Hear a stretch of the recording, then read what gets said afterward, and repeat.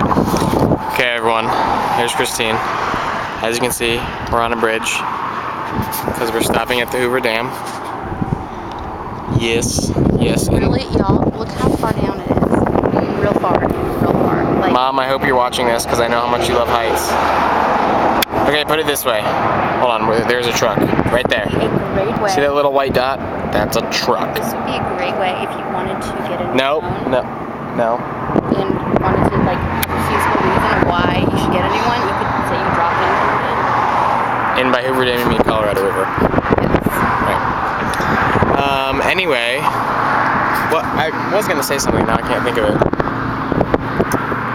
Well, I just called my grandma because my grandfather actually worked on this dam back in the day. It's probably a Wednesday, by the way. So, well, yeah, this is pretty much it. It's pretty ridiculous from up here, but we're gonna go to Vegas now. Bye, everybody. I'll see you in Vegas.